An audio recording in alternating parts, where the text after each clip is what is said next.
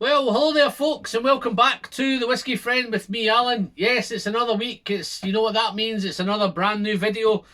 In today's brand new video, I'm heading over to Glendronach. So, I'm not going to go into all the ins and outs of what's going on at Glendronach and Brown-Forman at the minute, but I'm going to tackle this. Hopefully, this isn't the last video on YouTube that produces this on their video. Don't know if you can see here, it says non-chill filtered and natural colour. I won't get into it, but hopefully that's not the case. But this one's a little bit different for Glendronach. It's the traditionally peated, so let's find out with this. So peated Glendronach, I was interested to find it out, so I managed to picked up myself a bottle of it. As you can see, I'm doing okay with it.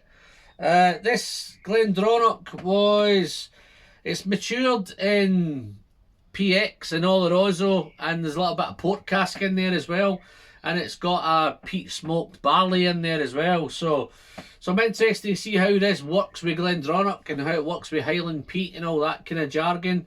So without any further ado, I'll dive in, nose it, taste it. It's coming in, guys, at 48% ABV, and as I stated earlier, it says non-chill filtered in natural colour, so I'm very, very thankful for that.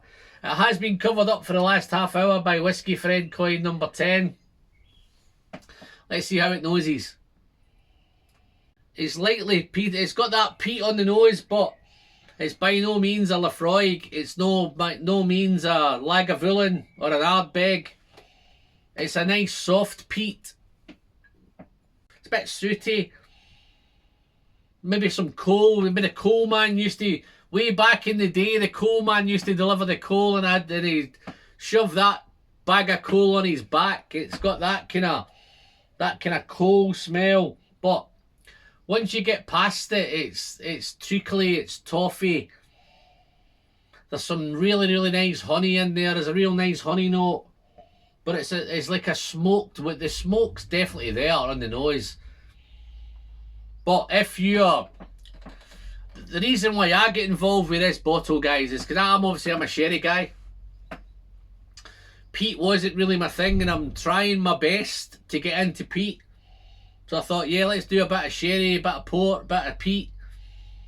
This would be my gateway. I think it is a gateway. I think it's definitely an entry. If you're trying to go down that peaty road, this would be somewhere to start.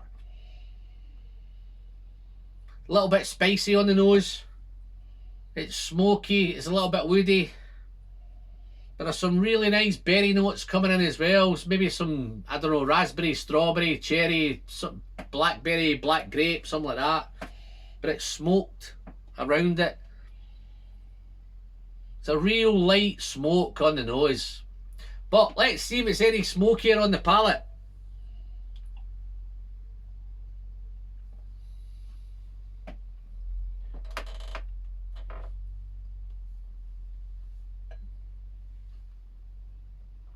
Okay, it's quite nice. It's a little bit spicy. The 40, it doesn't taste like even 48%. It's a nice soft arrival, soft smoke, a little bit dry, a little bit sooty. But there's a really nice fruity orange note, maybe a kind of burnt orange, burnt tangerine.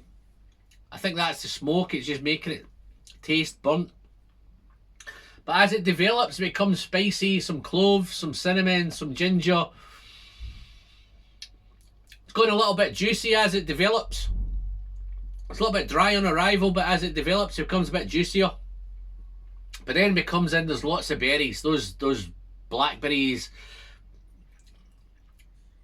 I'm going to say, I don't think it's strawberry, I think it's blackberry, maybe black grape. It's dark berries.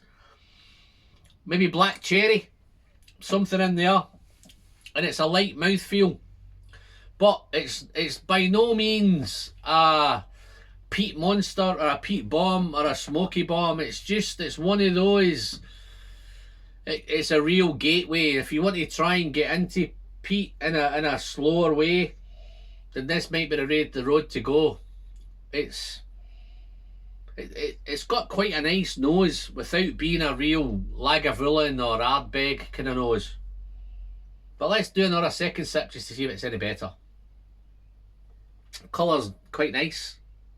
Not too dark. It's a real nice, but I'd say that's a kind of juicy honey colour. Is that a colour? Sludge.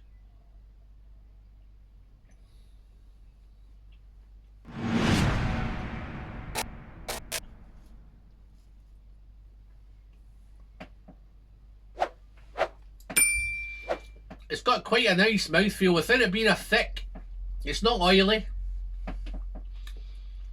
but it coats. It's becoming, on that second sip, it's a bit more spicy. Real nice. It's getting juicier and juicier as it goes along. It's got that typical. It's not like an Islay whiskey. You would probably pick this out maybe as something as Highland or Speyside peat, rather than, or maybe even Island peat, rather than, you wouldn't do it as an Islay peat. It's much more juicy, it's much more, it's a little bit more in the background. The peat's not the dominant. I think the peat's there, the smoke's there, it's coating everything beautifully, but all the other things are still there. They're kind of, maybe a little bit of dark fruit now, a little bit of dried fruit. I think that's coming from the PX in the Oloroso. A little bit of port cask. So the dark fruits are there. Heading into the finish, guys. Let's see how the finish goes.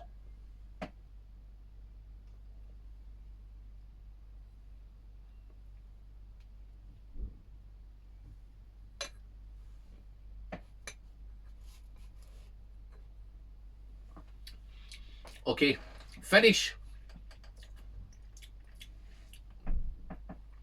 Wow.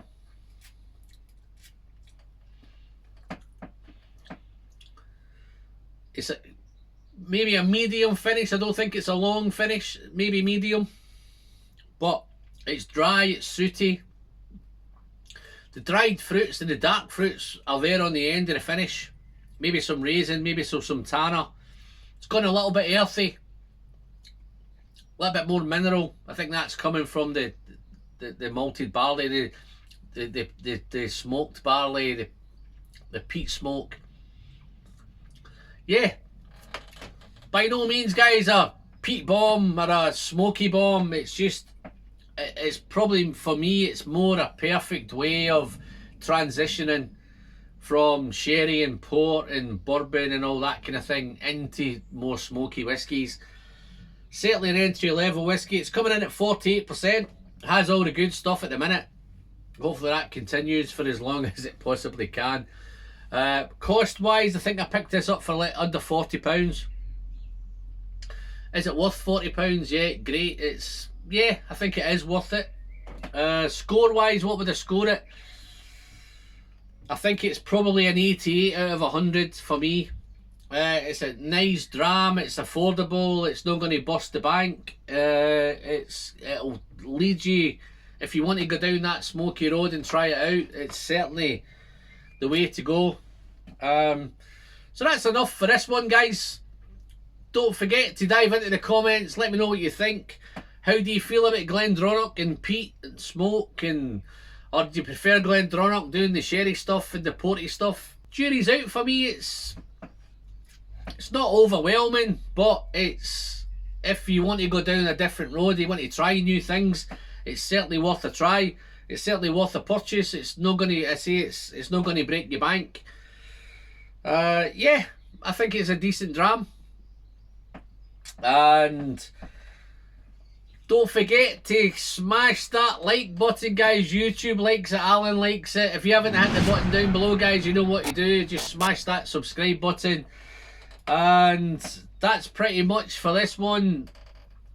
Until the next one, as always, the pleasure is in the sharing, and I'll catch you all very, very soon. Thank you. Bye bye now.